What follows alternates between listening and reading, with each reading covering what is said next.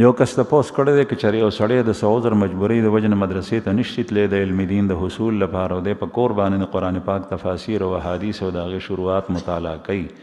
چې علم حاصل کړي، نو دې باره کې ستا څه رایه ده؟ نو دا علم د دین داسې شی دی چې دا بغیر د استاز نه حاصلېږي، او که بغیر استاز نه حاصل شي نو په هغې کې د خطا احتمال ډېر وي، او که په لسو خبرو کې ته 9 خبرې ستا ذهن ته ټیک پرېوتې، یو خبره خطا پرېوته او په هغې باندې عمل کې، نو کار دې خراب شو. نو د استاد نه تپوس کول ډېر ضروري دي. باقي نن سبا هسې د اردو کتابونه شته دی،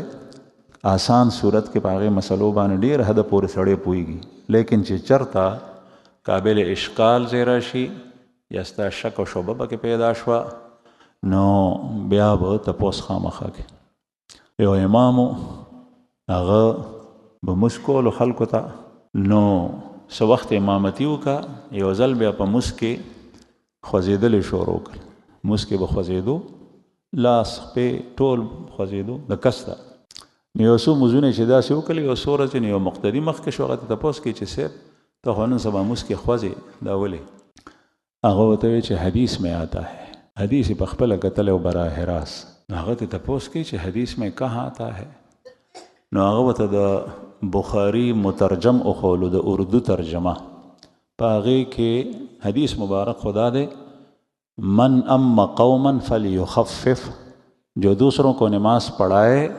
تو وہ ہلکے نماز پڑھائے. چې کوم سړی بل ته مونځ ورکوي نو هغه دې یعنی کم قرات دی په مونځ کې کوي. هلکې معنا سپک دی، لیکن دلته مراد دا دی چې ډېر اوږد قرات پکې مه کو، خلک مه تنګوه ډېر. په رکوع کې دومره وخت تېر کړي چې خلک ستړي شي، یا په قیام کې دومره وخت تېر کړي چې خلک تنګ شي. رسول الله صلی الله علیه وسلم فرمایي چې امام ته دا پکار دی چې هغه قرات ډېر اوږد نه کوي. نو هغې مسکین ته عربي نه ورتله او استاز یې ونه، نو په خپله هغه ترجمه د حدیث کتلي وه، نو هغه د حلقې په ځای باندې هلکې ویلي، हल्के टके वेचे हल्के दो दूसरों को नमाज पढ़ाए तो वो हल्के पढ़ाए कि बल तमुज़ वर्के नो ख्वजी रा ख्वजी दी पकी नबी हदीस में आता है इसलिए मैं हिलता हूँ नबी चापू कि शुदा खुदा दे बखदा हल्के न दे हल्के दे और फल युखफ़िफ़ माना दा नो दा एहतमाल द ख़पल मुताले पर वजह बानिश्ता कुरान पाक और हदीस बानिज़ान पयोल दा आसान नदी द कुरान करीम शरा बग़ैर द अहादीस सुनने की और द अहादीस ज़क्र बग़ैर द लुग़तना बग़ैर द सर्फ़ना बग़ैर द नहवना बग़ैर द बदीना